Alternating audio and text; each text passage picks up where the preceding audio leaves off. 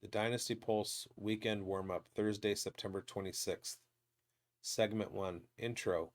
Bigz. Bigz intros the show and introduces Grindberg with the news. Hey, everybody, you're watching the Dynasty Pulse on the Undroppables Network and Fantasy Football Plus. Glad you're here. Producer, kick that video. Schultzy, where are you? Schultzy! Hey, Schultzy. Nope. Hit the button, Schultzy.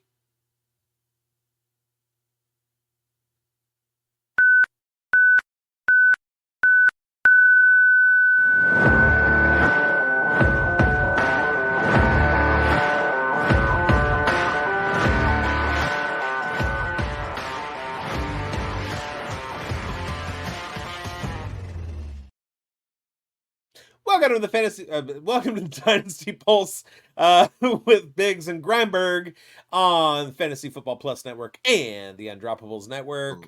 Schultzy is on assignment and will not be joining us, but we've got a great show for you. We've got starts and sits. We've got Dynasty stock up, Dynasty stock down, and I guess we're skipping the injuries, but how about Grindberg with the news? Yeah, well, let's get into some news. I mean, I don't think we need to get too much in the injury bug here. It doesn't reflect much on the dynasty spectrum, so we could talk a little bit about them as we talk about maybe some players involved. But let's get into some big headlines here, Biggs. And the first one, I'm pretty sure, is the Malik Neighbors season of sensation here. And is he your dynasty wide receiver one? Let's break this down. Like, where do you have him ranked right now, Biggs, as we get into the Malik Neighbors train? Short answer before I get into the specifics. Where is he ranked right now? I feel like you nailed it with the one. Yeah. He was my one in the rookie draft. I had him over Marvin Harrison Jr. And before you start talking, Jax, it was like when you were talking about it too. So I actually feel like I had him as wide receiver. You can back me up on this, Grindberg. I had Malik Neighbors as the rookie wide receiver one before we heard it from Jax. Yeah, there is absolutely no reason why anybody should be ranked in Dynasty at the wide receiver position ahead of Malik Neighbors after his astronomical start to his career. Yeah, I tend to agree with that. I mean, there was I don't know if you heard the podcast with the Podfather and Theo and Jax. I mean, they were talking about I listen to everything Jax Falcone does in hopes that someday he'll have me on his show. He will. You deserve it, Biggs. You'll be on. I know only 50% of this team right here has been on his show, and hopefully someday we can hit that 100% mark. You will hit the 100% mark, and numerous times. It's gonna happen.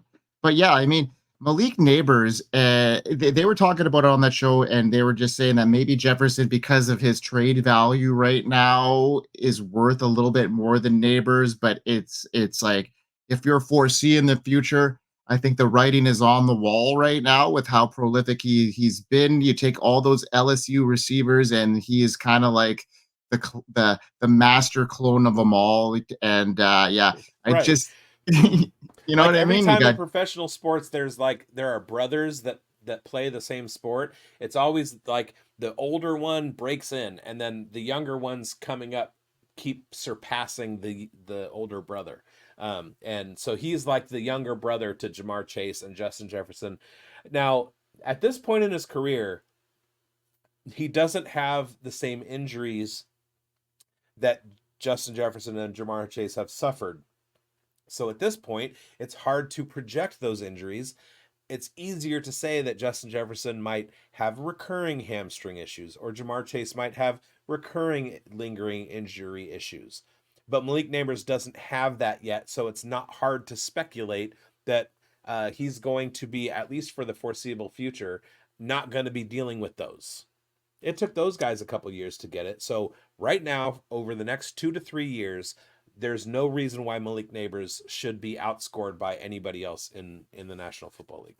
Yeah, and they were saying that, people are they're tying them to a weaker quarterback as comparison to Marvin Harrison Jr. But, at this stage, it's the wide receiver that is making the quarterback in the league at this stage. If you look at Sam Darnold and what's the relying factor here? We got Justin Jefferson. I think it has a little bit more to do with Jefferson than it has to do with Darnold. I mean, the coaching and the scheme, all that has to play into it, but he's tied to Justin Jefferson, and there's a safety blanket there with these top tier wide receivers. Look at what Dak Prescott has when he relies on CeeDee Lamb. Look what Jared Goff has when they rely on their top options, like on Amon-Ra St. Brown. They're reliable targets, and they elevate their quarterback play. They make Hey, mediocre quarterbacks like prolific at times. and it's not necessarily mediocre quarterbacks. It could be quarterbacks that just have never had one of them before. Yeah, Has Sam Darnold ever had a Justin Jefferson before? Has Andy Dalton ever had a Deontay Johnson? Well, that's a bad example. But I do have a stat for you and for everybody out there watching at home or in the car or whatever. And it regards Malik Neighbors and Daniel Jones and everybody who faded Malik Neighbors because Daniel Jones isn't a great quarterback.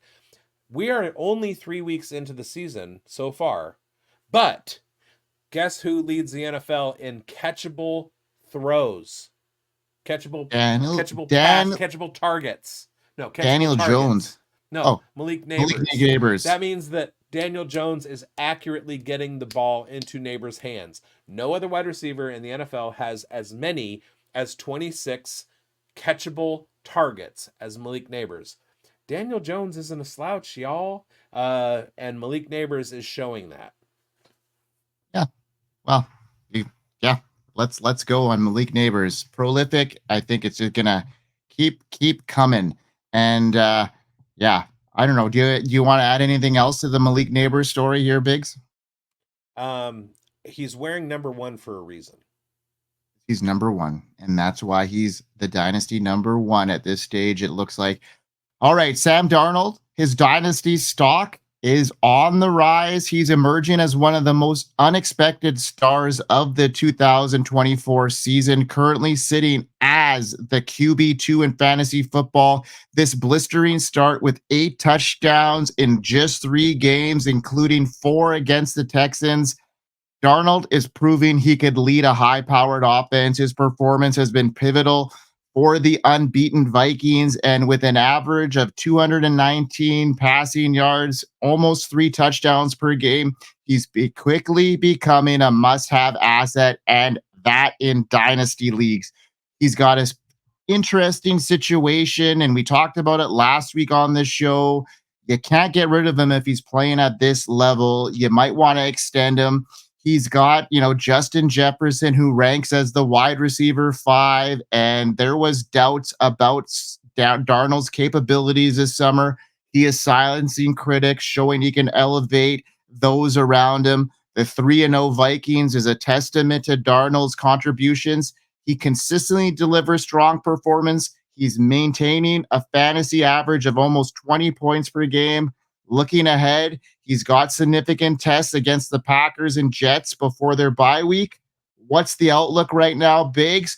He's a buy right now for me in Dynasty. His skyrocketing his value. I see him as a long-term value. No matter where he goes, he's going to have a spot next year, I think, on a team, regardless if it's with the Vikings or a team that is in need of a starting quarterback. And we'll see what happens there. Don't get it twisted, folks. It's not unexpected. There are some analysts out there that were saying in the preseason that Sam Darnold in a Kevin O'Connell offense was going to be a smash sleeper this year. It's coming to fruition, and some of us told you first. So, yeah, I love him. And I was also bought in on JJ McCarthy with the idea that Sam Darnold might be temporary, but have a great first 4 or 5 games, and then JJ McCarthy would take over. Not necessary. JJ, you're 21 years old. Go ahead and hang on to a clipboard for the next 2-3 years. Let Sam cook and and get in there when you can be a very polished presence. But Sam Darnold is that dude right now. So, you okay, I got a question then for you. So Sure. what didn't like it like so if you're a coach in the NFL and you got a choice between Sam Darnold and Brock Purdy, what are you going with? Brock Purdy because he's younger. Because he's younger. Like how much younger? It's probably very marginal. Sam Darnold's pretty young A still. I year think or he's only two. 20. A year, like I I mean, don't know. in longevity wise, I don't think it's that big of a deal. So, what did what does Kyle Shanahan maybe see? Maybe as somebody that he maybe manipulate a little bit more. I don't know. Like there's some rushing upside in Sam Darnold that you don't see in Brock Purdy as much. Yeah, And yeah, you do. Brock Purdy but doesn't. He's I not a know running quarterback, but he's back, but he can escapable. see it. He's Yeah. escapable. Absolutely. Yeah, I get that. But there's the upside there. So what like where's the disconnect there? And so why were you so high on Sam Darnold this summer when he hasn't been able to make it anywhere else prior to this? Call it the Baker Mayfield effect. I have always thought that it's better off for a quarterback to not be thrust into a starting role right off the bat because it very rarely succeeds. CJ Stroud is a unicorn. Jaden Daniels is a unicorn. Caleb Williams more fits the profile of somebody who needs to take some time to get better. And we saw it from Baker Mayfield. We saw it from Sam Darnold. We saw it from Jordan Love. It's a tale as old as time in the NFL. And I'm not saying that I was higher on Darnold over the summer than I was on Purdy, and I'm not saying that I'm higher on No, Darnold now. Um, Sam Darnold is 27 years old, and Brock Purdy is I want to say 24. 24. So it's a 3 year difference. That doesn't mean a whole lot, but Purdy at his age is much more polished than Sam Darnold was when he was 24 years old. He's in a better situation than Sam Darnold was ever in. So it takes the right fit sometimes. And right now, Sam Darnold is in the right fit. So of course, value Brock Purdy higher. But Sam Darnold is right there. And I mean, if it's a 1A 1B situation like what Shanahan had in San Francisco, it's a good situation to have because if Brock Purdy had been hurt last year, Sam Darnold could have stepped right in and been what he is this year. But it didn't happen. And over the summer, I remember sitting having a conversation with my good friend, the commissioner of my home league. We were in my living room, and I said, I have a big sleeper for you. And he said, I have one too. And I said, Sam Darnold. And he goes, oh my God, that's what I was going to say. We both had high hopes for Sam Darnold and Kevin O'Connell's offense with throwing to Justin Jefferson and TJ Hawkinson and Jordan Addison. And, we saw it coming. That's all I said was it wasn't yeah, unexpected. That's all. I was okay. just quibbling over one word in your show sheet. Yeah. That's all. Yeah, sorry, unexpected because I expected it to because I have a lot of Sam Darnold I know you because did. of We talked about it all summer.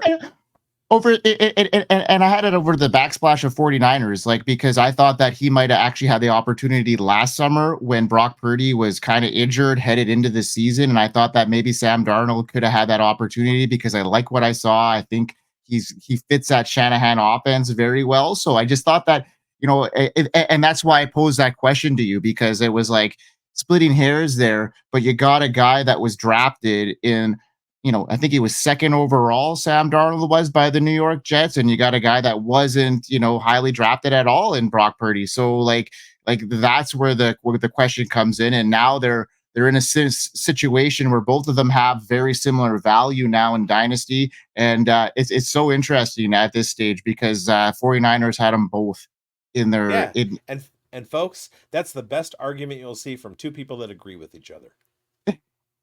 exactly. It's awesome. I love it. That's awesome, man. It was so good. Oh, buddy. We love each other. Now let's get into stock up, stock down. And this is a Stock segment up, where we stock down. talk about dynasty stock up, stock down. I think Schultze isn't with us today is because we were crushing his Jaguars last week. I think we decimated them in stock up, stock down because all summer we were pumping his tires to get him, working for us. I Like, don't oh think yeah, that's the reason, but we love but the Jags, Schultze. Come work with us, man. We love them. We love them. And then now, the Jags have been sucking ass and it has been burying us like crazy. So I don't know why Schultze's not not with us, but I'm not going to rule out being wrapped up in a tarp, weighed down with cinder blocks, and dropped in the frozen ice of Nunavut.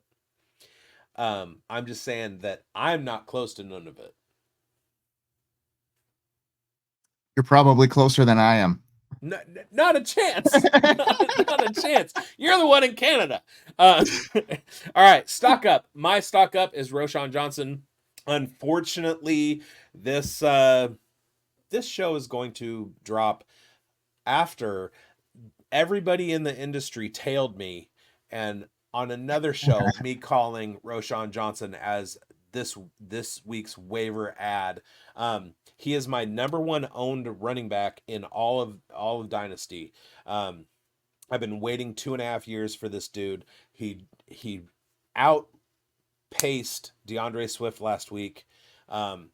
DeAndre Swift ostensibly lost his job. I keep using that word ostensibly like it makes me look smart. DeAndre Swift probably lost his job. Khalil Herbert didn't look good, but Roshan Johnson did. Then this week it came out that Shane Waldron wants to use Roshan Johnson this week as kind of like a let's see what he's got.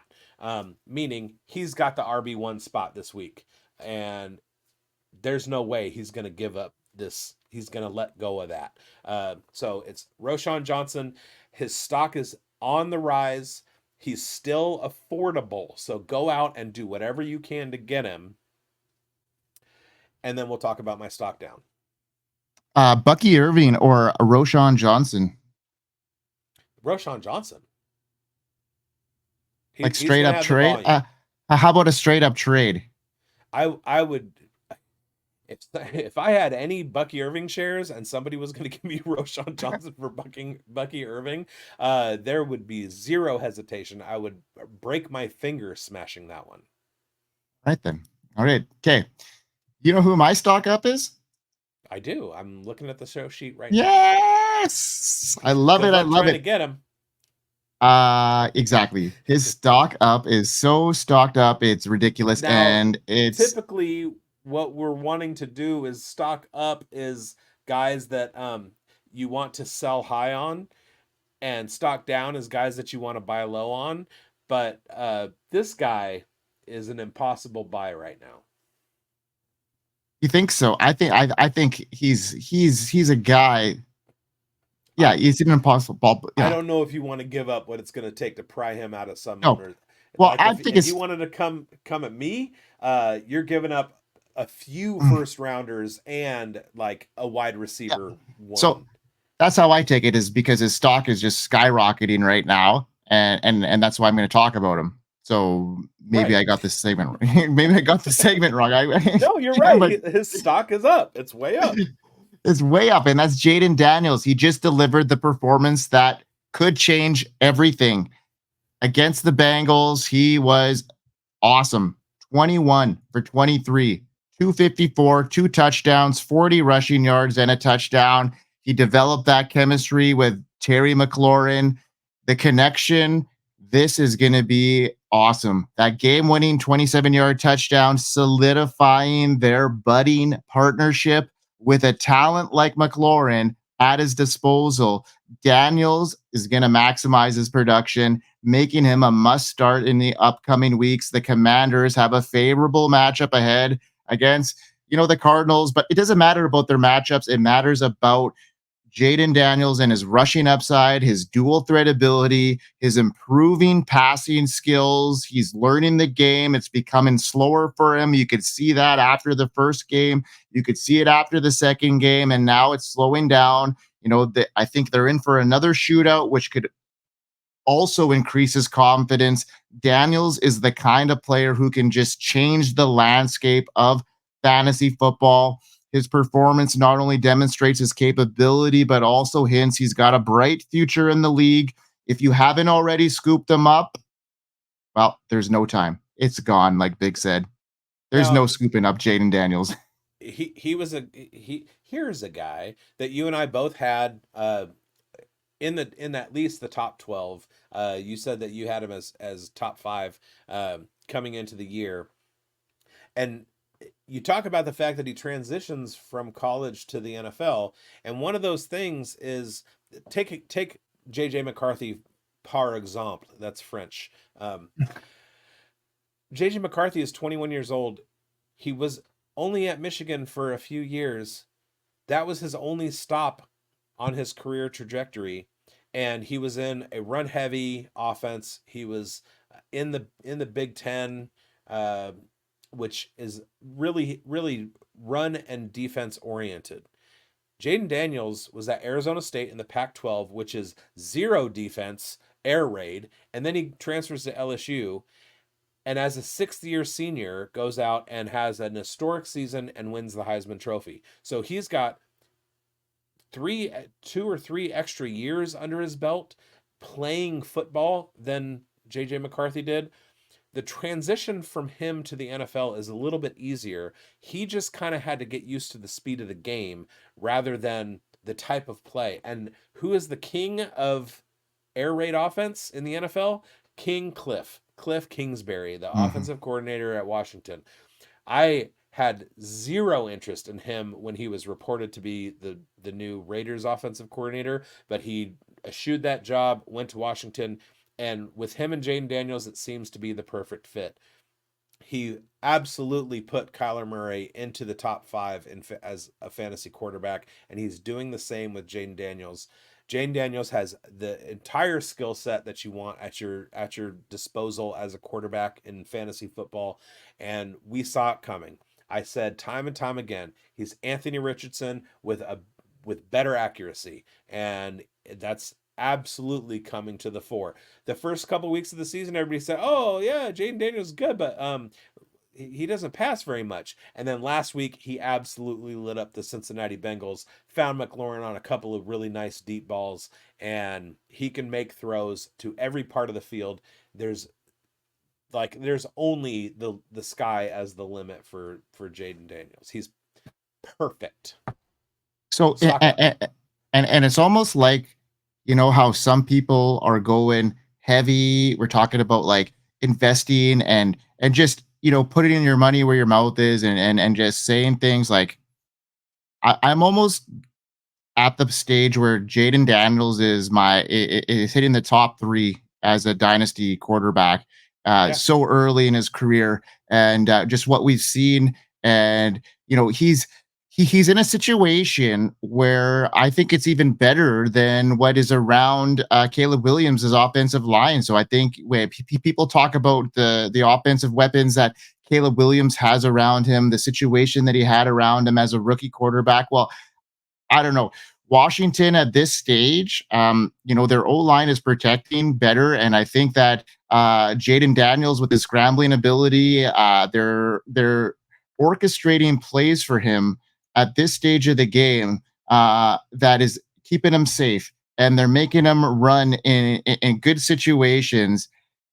I don't know. He's at a stage now where he's having a hard time for me to place him outside of that range at this stage, based off of how he started. But maybe an injury could happen, and that could squash that. But So Chicago is in the mid range in terms of their offensive line creating a clean pocket. They're around 63% of dropbacks for Caleb Williams are in a clean pocket, and Washington is just over 55-56%.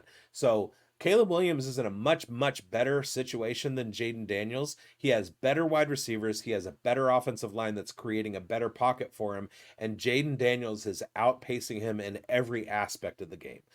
Jaden Daniels is right now so much better than Caleb Williams.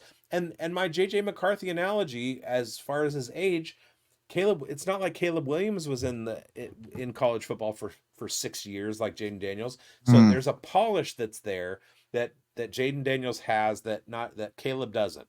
Um, Even though Caleb is in a much better situation. Now, you said top 3. It comes down to this: are you taking Josh Allen over Jaden Daniels? no, Are you taking Jaden Daniels or Jalen Hurts? I'm taking Jaden Daniels. Are you taking Jaden Daniels or Lamar Jackson? Taking Jaden Daniels. All right, and Mr. Kansas City Chiefs fan, are you taking Jaden Daniels or Patrick Mahomes? I'm taking Jaden Daniels. Right. He's a top 3 quarterback. Period. Yes, he is. Yes, because he can pass better than those other scrambling quarterbacks. Yep. And he's got that upside. Like he's like a like honestly, he's my quarterback two almost at this stage. I have a hard time putting anybody ahead of him other than Josh Allen. Right. And that's simply because Josh Allen has been outscoring everybody in fantasy points per Fantasy game at the football quarterback ever, position. But if I'm forever. starting a team and somebody's like, do you want Josh Allen or Jaden Daniels? I'm pretty sure I'm leaning towards Jaden Daniels, which is funny because I'm a Cal Bears fan. I was a Pac-12 fan, Pacific Coast Conference, if you will, Pacific Coast Conference, which was the Pac-8, then the Pac-10, then the Pac-12, and now they're all in the ACC anyway. But I got to see I because I watch football on the West Coast and I watch college football. I saw a lot of Arizona State games when Jane Daniels was starting as a freshman quarterback, and I remember noting his upside, but thinking he's too small. He's not like good enough. But again, that was 6 years ago, and I've watched his progression. I watched Michael Penix progress. I watched Bo Nix progress, and Jaden Daniels is absolutely more talented than anybody who's come out at the quarterback position since probably Andrew Luck. And that's given the potential ceiling for Caleb Williams, which if you're going to take somebody at 22 years old, 21 years old, and put them in the NFL, they're probably going to progress more quickly than somebody who has their age 21, 22, 23 season in the NCAA. But still, like, Jane Daniels is so good, and we're seeing it. We're seeing it play out. Yeah. Yeah. Yeah, man. Just think if this running back class was just a little bit more prolific and we had like a Brees Hall or like It a would have been if the Cowboys yeah, had boys taken Braylon picking Braylon Allen. Allen. I know, I know, I know. I All right. know. Can you imagine that though? Like having like, hey, I'm gonna get in on neighbors, I'm gonna get in on Jaden Daniels and having a bunch of that in a startup. Like, yeah, Right. oh wait, oh wait. Okay, here you go. Braylon Allen or Rico Dowdle? Come on. Like in Okay. a di- All right, I'm gonna get to my stock down. yeah. My stock down. Rip Tyreek Hill. With the injury to Tua Tagovailoa, Tyreek Hill has absolutely seen his dynasty value bottom out. The dude is older. He's not going to have anybody throwing to him that can get him the ball in the situations he needs to for quite a while. I don't know what the Miami Dolphins were thinking with Skylar going into the season with Skylar Thompson as their backup. You think that they would have done something a little bit better, like go out and get a Jameis Winston or a Sam Darnold or an Andy Dalton in the offseason just to kind of show what were they thinking. So because of that, Tyreek Hill can get all the separation he wants. He can beat anybody down the field that he wants. It's not going to matter if nobody can get him the damn ball. And nobody can get him the damn ball. What is the option now if Skylar Thompson doesn't start? Tyler Huntley? You think Tyler Huntley is going to keep Tyreek in the top 12 as a wide receiver? Absolutely not. The time to get rid of Tyreek is last year, like I did, and you're just sitting on an expiring asset who's not going to show much upside. Does that mean that Tyreek Hill is not going to come back next year and have an okay season? It doesn't mean that. Tyreek Hill is still uber talented, but the prognosis, the future does not look good, and his stock is all the way down. If you can throw a Yeah. fourth rounder at somebody, if you can throw a fourth rounder and say a fringe guy like a Darnell Mooney, somebody who's gonna have a few weeks of upside over the next 5 or 6 weeks and get Tyreek Hill, go ahead and do it if it doesn't hurt your lineup or your roster build, your construction, whatever. But if you are sitting on Tyreek Hill, you are too late. Yeah. Well, it's not looking very good right now for a Tyreek owner for sure. Like this whole situation with Tua, we don't know what the long-term situation is there and yeah. Yikes. All right. It's bad.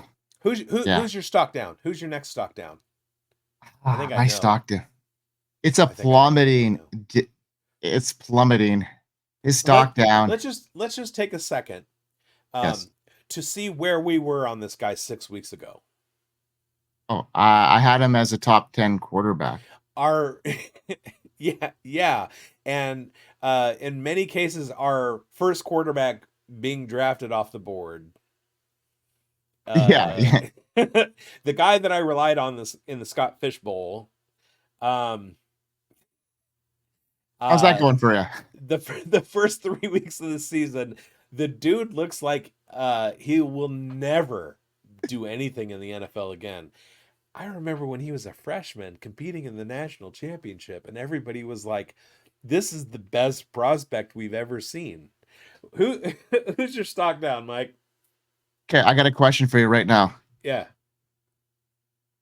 Bryce Young or Trevor Lawrence? Trevor Lawrence. Come on, I'm not falling for that. I'm not falling for your banana in the tailpipe. We're not quite there yet on Trevor Lawrence, but it's No, looking pretty his glimmering. stock is down, but it has not bottomed out the way that Bryce Young's has. Fair. Okay, but his stock is significantly hit in Dynasty Fantasy Football, and it's hard to ignore the signs after the Jaguars were crushed by the Buffalo Bills 47-10 in week 3. They find themselves 0 Dog and walked. 3. Dog walk. They were dog walked. Doug Peterson is struggling to find solutions. I honestly think he is the problem. The situation is dire. And despite the Jaguars' hefty investment in Trevor Lawrence with a 5-year, $275 million contract, it feels like they're stuck in a frustrating cycle of underperformance. What do you think here, Biggs? His stock is crazy down right now. What do we know? Do we think that it might have something to do with Evan Ingram, his safety blanket, potentially opening things up a bit here? I don't know if one player is going to make that big of a difference, but when they're together, things seem to roll a bit better. And I'm hoping it's that. Well, I know you think that, and I don't necessarily not think that, but I just took a look at my clean pocket chart real quick, and the Jaguars are in the bottom 10. Their offensive line is not doing Trevor Lawrence any good, and we can kind of see that in Trevor Etienne. Trevor, I did it again. Travis Etienne. Uh, Travis Etienne has not gotten off. And one of the things that they need is for Travis Etienne to like put together running games and some of the dump off passes that he gets. When Travis Etienne is working, so are the Jaguars. Um, that might have that might be impacted a little bit by the Evan Ingram injury. You can't take a guy out of lineup that had 140 targets last year and replace him with Gabe Davis and a rookie in Brian Thomas Jr. and a Christian Kirk who's never been anything more than a mid wide receiver. So it very well could be the Evan Ingram effect that is holding back Trevor Lawrence and Travis Etienne Etienne. and creating a situation where the offensive line just can't hold a good pocket long enough because Trevor Lawrence, Travis, where Trevor Lawrence just can't get that shorter route to Evan Ingram. Like that very well could, and so what we're all hoping, not all but me, is that Evan Ingram comes back and all of a sudden the Jaguars offense opens up and Travis Etienne has room to run, and Trevor Lawrence can dot all over the field like he should be doing, and it's an Evan Ingram thing. But yeah, Trevor Lawrence's stock is way down. I This agree with whole you. Evan Ingram thing has got like Darren Waller written all over it. Like I just like I just I hope I not. hate that you just said that. That hurt me in my heart. Yeah, but it just feels so similar that just he's got that upside. He showed that promise, and now it's just like, can it get like Is it going to Yeah. be a reoccurring thing? Like, I really hope not. But And I hadn't made that connection until just now when you broke my heart in 1,000 pieces. just warning some people out there about what could potentially happen there, and maybe we see it once, and maybe next year we might not see it again. And yeah, like hopefully it's this is an anomaly, and it just can continue on. And let's get into something a little bit more vibrant here, Biggs. Hey, Let's get let's do our into studs and duds for the week. We had yes. Schulte last week said to start uh, Chris Godwin, and Chris Godwin finished as wide receiver 21. So good on you, Schulte. He Oh, also said sit Levis, and Levis wound up at quarterback 18, which is not awful, but I feel like that's Levis's ceiling. So there you go. My big start was Jordan Mason. Jordan Mason finished at RB 24. So that's fine. He finished as the bottom end of the RB2. If you had him in your flex, you were okay. Where I really whiffed was sitting Jonathan Taylor, who finishes RB5. Um, yeah, so let's just forget well, that ever happened. yeah. Well, I told everybody to start Brandon Ayuk with complete confidence, and we know what happened in that game. I don't know if anybody expected, you know, Jawan Jennings pretty much becoming a top 5 wide receiver in one game. Hey, most leagues on Sleeper have 2 wide receivers and 3 Yeah, flex spots. So wide receiver 45, that's 5. startable. Well, yeah, it is startable, but I had him as a top 12 in this matchup. So that was a whiff. A pretty big whiff on my behalf. Well, I wouldn't say it was like, I mean, it was startable, yeah. But Let's just I put had it a this good, way. You're in Winnipeg. I could feel the breeze from that whiff in yeah, Calgary. yeah, there you go. And then you get Javonte Williams, which I think I hit pretty good there. I told you to sit him running back 46. Could potentially lose his job now to a bidet, if you will, someone to Eh, clean your no. understroke, if you will. Your undercarriage. Yeah, I, you know, I call it a super soaker from a bunghole. yeah, the old Canadian tea bag, if you will, and you know,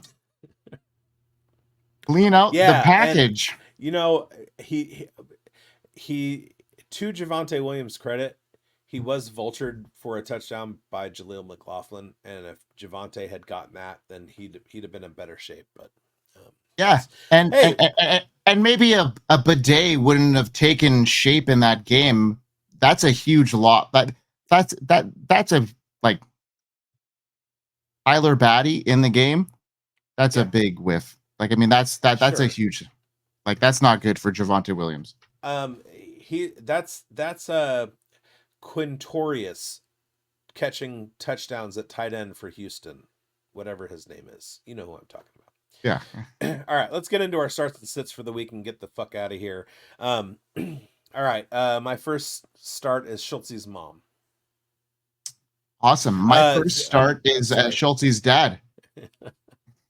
You know, not that there's anything wrong with that. All right, my first start is Jalen Naylor. Jalen Naylor of the Minnesota Vikings. Let's look into the numbers real quick. They're facing the Green Bay Packers. The Green Bay Packers shut down the run to the tune of minus 46 yards per game against the rush versus the average. And they allow 10 yards passing per game more than average. So they're a little bit below average against the pass. They're way better than average against the run. And what that means for Jalen Naylor is that he might see a nice little funnel to the tune of about 60% in the passing game. Now, diving a little bit deeper, when I look at Minnesota and I look at Green Bay allows 31.9 points per game to wide receivers. Justin Jefferson is a wide receiver. Jalen Naylor has 2 touchdowns in the last 2 weeks. Start Jalen Naylor. And Biggs nailed it with the Dynasty Pulse weekend warm up. Grindberg and Jameer Biggs. No Schultze. He might be back. He might be dead. I don't know. Well, you're the one that knows. If there's anybody that knows, it's you. Because you're the one near noon of it. I'm not. All right. My must start this week is okay. This is with the caveat: if he plays, if he's in this game, I'm putting Jaden Reed as a must start. He's making waves for me, and for good reason. Last week, he was the most targeted player on the Packers, snagging 4 of 6 targets for just 50 yards. But that was with Malik Willis at the helm, with Jordan Love expected to return in week 5. Reed is primed to take full advantage of a revamped offense. His current 21% target share puts him at the forefront in their passing game, making him a strong buy low candidate for fantasy managers looking to bolster their rosters. But I like him as a start this week. The Vikings have yet to surrender a touchdown to wide receivers this season, but this matchup is ripe for Reed to break that trend. With Love returning to the lineup, the expectation is that the passing game will regain its potency, and Reed could very well be the beneficiary of an increased opportunity. I think he's the alpha in that offense. I think it all revolves around him. Biggs, you're low on Jacobs this week, but you're high on Watson, and I'm very high on Reed if he's in this game against this Vikings defense that's been stout, but they've been vulnerable at times as well. So don't miss the opportunity to start Reed. His potential is sky high, and he could be a difference maker this week in your lineup. Sure. It's going to be the points for the Packers are going to be coming from Reed and Christian Watson, I think. Yeah, me too. Quick question: who's more potent?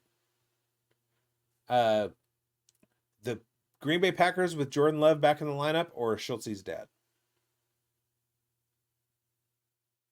Ooh. All right, let me get to my sit. My sit for the week is going to be Baltimore Ravens wide receiver Zay Flowers. Why is Zay Flowers a sit? Well, let's just say the Buffalo Bills, or sorry, the Baltimore Ravens have the unfortunate opportunity to be facing the Buffalo Bills. That is not good news for Zay Flowers, and I'll tell you why. As soon as I can find where Baltimore is, there it is. Okay. The Buffalo Bills allow 27 fewer yards than average in the passing game. They're neutral against the run, so it's going to be a big Derrick Henry game. Lamar Jackson is going to be able to run the ball because the passing game is going to be, if not shut down, it's going to be severely limited. Diving a bit deeper, we've got Baltimore going against Buffalo that allows 12 points to the slot and 11 points per game to wide outs. That's 23.7 points per game. It's in the bottom 10 of the league. Zay Flowers is the number one pass option for Lamar Jackson, but he's A, not going to need him, and B, he's going to have a hard time with the Buffalo Bills defense. So I am sitting Zay Flowers. Yeah, there's no blooming in the flower bed this week for Bigz and the Ravens. So let's go. My sit of the week comes as no surprise. I'm trying to dump as much Michael Pittman stocks in Dynasty as I can. It just, the writing's on the wall there for him. With Josh Downs back in the lineup as well, it adds another layer of complexity. And yeah, his struggles aren't just on Pittman. The entire Colts offense, passing offense, has been floundering. They've been averaging a mere 184 passing yards per game, which severely limits the upside for all their receivers. While Pittman still leads the team with 20 targets, he ranks 26 among all wide receivers. His ability to convert those opportunities into meaningful fantasy production has been lacking. As a result, he's becoming increasingly difficult to justify in your lineup. Despite being on the field for over 80% of the snaps, Pittman hasn't been able to capitalize on his role as the wide receiver one. In the last week's matchup against the Bears, he caught only 4 of 5 targets for just 36 yards. Looking ahead, they're playing the Steelers, a defense that has allowed the 8th fewest fantasy points to opposing receivers.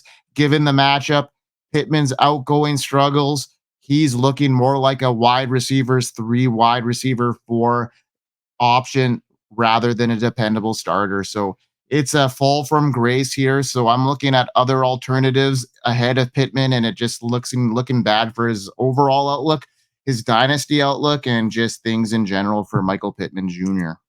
Yeah, he should do okay against Jacksonville. He might struggle against Tennessee.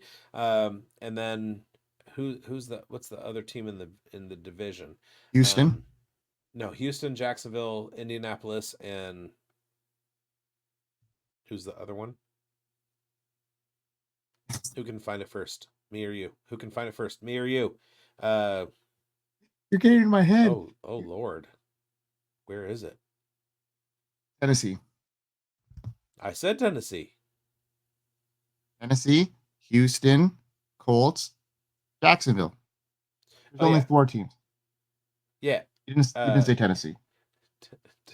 Tennessee, Houston, Jacksonville, and the Colts. So he should be okay against Jacksonville, but not very good against Tennessee, and he should be fine against Houston too. No, sorry. He should struggle against Houston too. So it's I figured it out, Mike. It's not looking good, except when they're playing Jacksonville. We'll see what he does with the rest of his matchups. But I was pretty in on Michael Pittman being the number one target, and maybe it's a function of Shane Steichen not calling enough plays for him.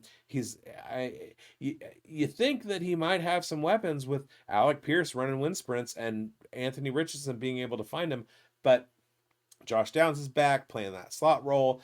You want to see Michael Pittman catching some outside targets and some crossers and stuff in the intermediate. It's not necessarily happening. So who knows what's going to happen? They have, to be fair, they have faced some pretty tough defenses, and it doesn't really look good until they get to Jacksonville. So hopefully, Richardson can make some better decisions in the red zone than rather than throwing into triple coverage in the end zone and throwing an interception. Might have been the worst interception I've ever seen. He's very, very unpolished as a quarterback. He's the opposite of Jaden Daniels. Yeah, he didn't throw a lot when he was in college, and he wasn't in college for very long. The funniest thing is that part of his fantasy upside, which I bought in on, was it came last year with his feet, and even in the offseason, haven't used him. Shane Steichen came out and said, to the effect of, you have somebody who has a specific skill. What are you going to do? Not let them use that skill? And so everybody went, oh yeah, they're going to let him run. They haven't let him run. Yeah, they haven't unleashed him, and they're trying to figure him out as a passer, maybe, but maybe let him have some confidence in the run game that might get his endorphins going in a game, that get him jacked up to like make those big throws and those intermediate throws. And we're not going to take away his strengths. What do? They took away his strength. Take away his strength. Stop it. God, we want his strength. Let him run. Right, man. Just like run a wing tee, a wishbone offense. Just like let him run RPOs and not ever have to throw the ball, and Anthony Richardson will be fine.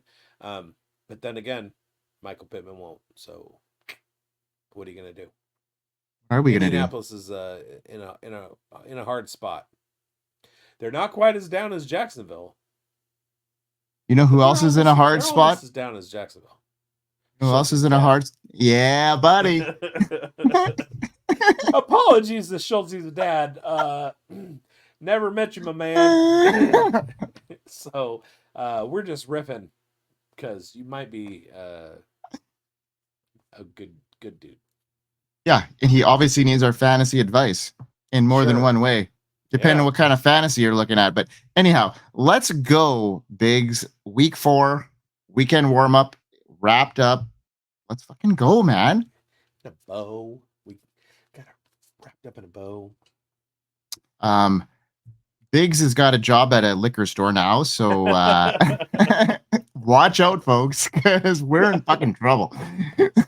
I ran over to my liquor store to get a thing, and the guy was like, "Hey, you know anybody who can work the counter or whatever?" And I was like, "I can do it." It's like, "Okay." So I got Come on down. Wicked, buddy. Okay. From all of us at the Undroppables, at the Fantasy Football Plus Network. What do we say? We hope you win. We hope you win. We were Peace. supposed to do that at the same time, but he didn't get my 1, 2, 3. Oh, that's because you didn't say 1, 2, 3. I didn't say